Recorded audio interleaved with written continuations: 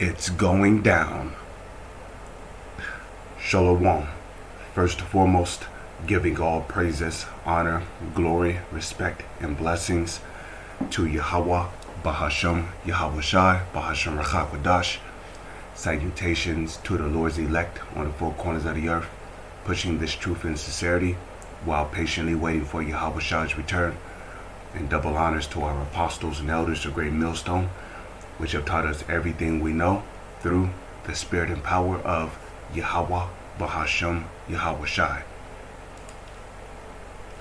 And welcome to another series of It's Going Down, being brought to you by the spirit and power of Yahweh, Bahashem, Yahweh Shai. It says, unprecedented U.S. Air Force to join Israelis in mock attack on Iran. So we are nearing the end, brothers. We are getting very close to the end of the empire of the Edomites. Okay?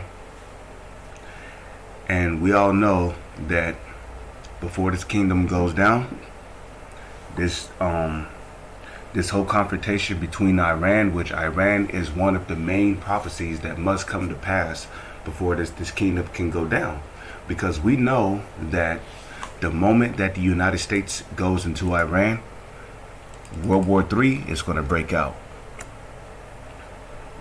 But just like it tells you, in Jeremiah, the 50th chapter and the 45th verse,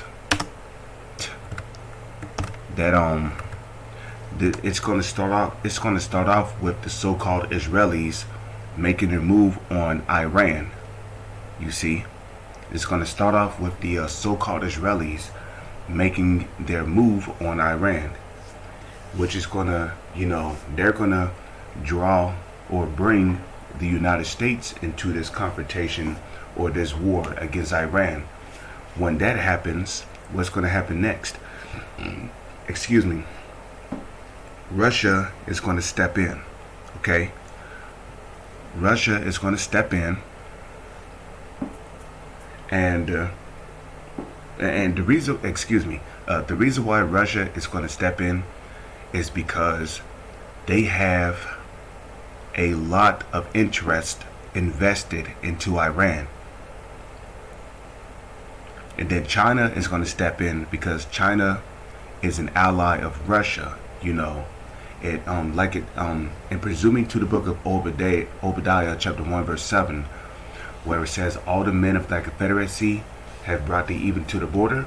The men that were at peace with thee have deceived thee and prevailed against thee.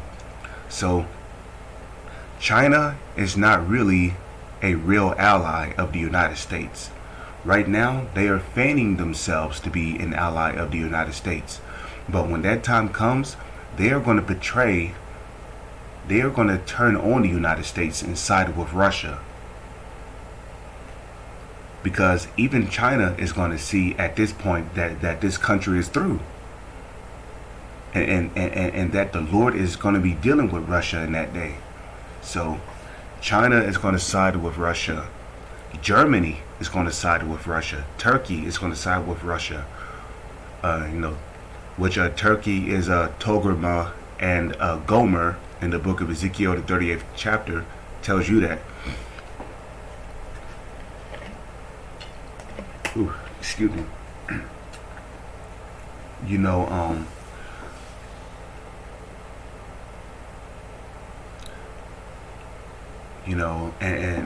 North Korea is going to step in because, they're allies of China.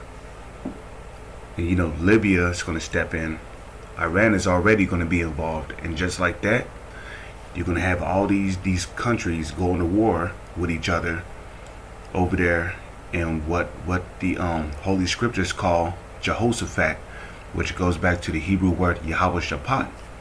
Because Yahweh is going to decide the judgment of each one of those heathens over there, including the 2/3 of our people that's going to be drafted into this war from various countries, especially the United States. So Revelation 11 verse 14, the second woe, which is World War II, and the reason why it's called the second woe Is because that's all wars bring is the destruction.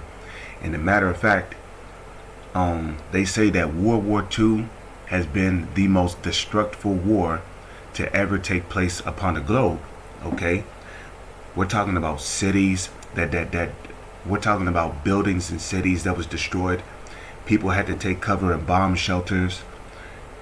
You know, a lot of this war brought a lot of death and destruction,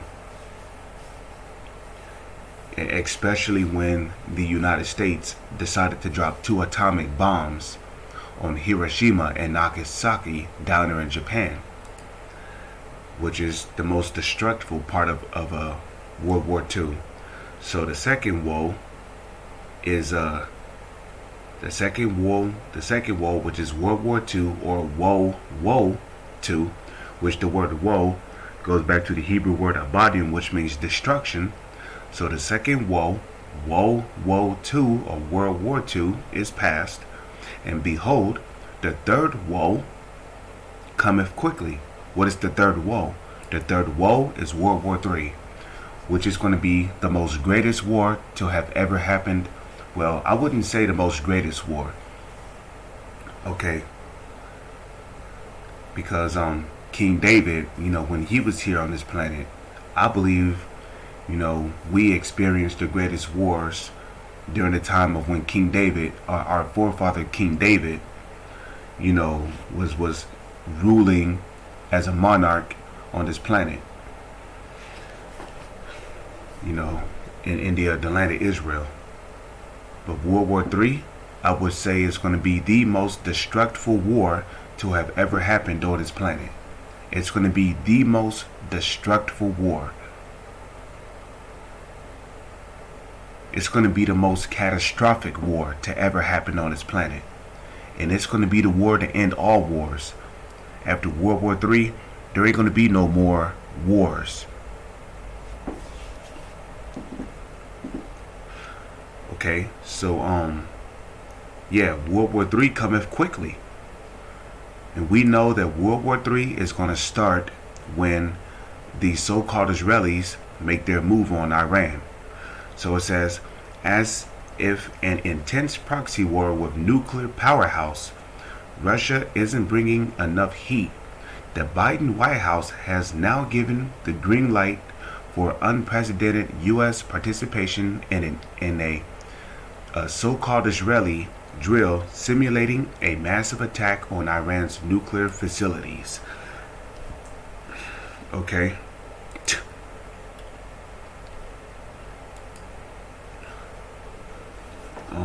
So let's get that in the book of Joel, chapter 3, verse 9. It says, proclaim ye this among the Gentiles. Prepare war, wake up the mighty men, let all the men of war draw near, let them come up. Okay, let them come up. Verse 10, it says, beat your plowshares into swords and your pruning hooks into spears. Let the weak say, I am strong. So the key points here, right, is that in verse 9, it said the Gentiles. Now the Gentiles in Joel 3 verse 9, that's talking about the heathen nations. That's talking about the Chinese people, the biblical Moabites. That's talking about the Africans, the biblical Hamites. That's talking about the Japanese people, the biblical Ammonites. That's talking about the Arabs, the biblical Ishmaelites. It's talking about the East Indians, the biblical Elamites. It's talking about the Hawaiians, the biblical Japhites, or the Japhetic people. And it's also talking about the so-called white Russians, the so-called white Europeans, the so-called white Australians, the so-called Germans, these so-called white Americans, and these fake people in the land of Israel calling themselves Jewish. Those fake Jewish people, which they are all biblical Edomites. So those are your Gentiles. Another key point in Joel 3 verse 9 is is prepare war, because this is what we're seeing here. What we're seeing is we're seeing the United States and the so-called Israelis making preparations for war against Iran. Okay. Now in Joel 3 verse 10, the key points here is beat your plowshares and the swords and your pruning hooks into spears. Now when you do this, you're upgrading your weaponry. Okay? If you're beating a plowshare into a sword, you're basically upgrading your weapons. A sword is better than a plowshare. A spear is better than a pruning hook. So now during World War II, these countries lacked the proper firepower to take on countries like the United States or Germany or Russia. But as time progressed, what did we start to see? We started to see these countries developing weapons of mass destruction, like hydrogen bombs, supersonic bombs, atomic bombs, nuclear bombs. Now we're seeing Russia with nuclear bombs like Satan II. A nuclear bomb powerful enough to wipe out the entire country of Texas, the size of Texas.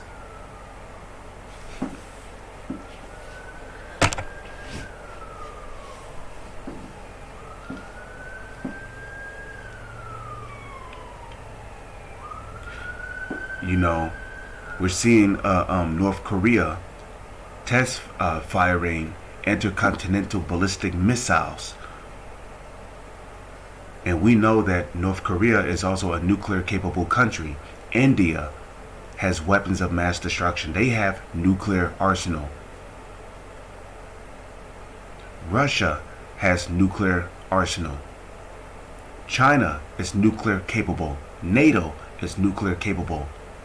And that is why these countries can now say they are strong, because they have upgraded their weapons. Okay, they have upgraded their weapons. So now that they are nuclear capable, now they are capable of combating superpowers like the United States or Russia or Germany or NATO. Verse 11, it says, assemble yourselves and come, all ye heathen, gather yourselves round about thither, cause thy mighty ones to come down, O Lord. Okay, verse 12, let the heathen be wakened and come up to the valley of Jehoshaphat, which is also known as Jehoshaphat. For there will I sit to judge all the heathen round about, which Jehoshaphat goes back to the Hebrew word Jehoshaphat goes back to the Hebrew word Jehoshaphat, which means Yahweh is the judge, because the Lord, the Most High Yahweh, through his son Yahushai, is going to judge these heathens round about. Now let's go from there to the book of Jeremiah. Of course, I brought this out in my last video, chapter 50 verse 45. I misspelled it. Jeremiah chapter 50 verse 45. Okay. And there's also another scripture much similar to this, I believe, in Jeremiah chapter 51 verse 20. So we're just going to focus. I'm going to just focus on this one. Therefore hear ye the counsel of the Lord, that he hath taken against Babylon, which is America, and its purposes that he hath proposed against the land of the Chaldeans, the Illuminati, okay, which is the modern day Chaldeans. Surely the least of the flock, the least of the flock here is talking about the so-called Israelis. Okay, surely the least of the flock shall draw them out. Surely he shall make their habitation desolate with them. Because after the so-called Israelis lead the United States into this war against Iran, Russia's going to step in, China is going to step in, NATO's going to step in, Germany is going to step in, Libya is also going to get involved, and you know, Turkey is going to get involved, Germany is going to get involved, and you know, North Korea is going to get involved, and just like that, you know, this is going to be a war that's going to end up ending all wars. Okay? Because this is going to be one big war over there in the Middle East, which inevitably will escalate into a nuclear war. And during this nuclear war, what's going to happen? You know, these countries, they're going to shoot off their nuclear missiles.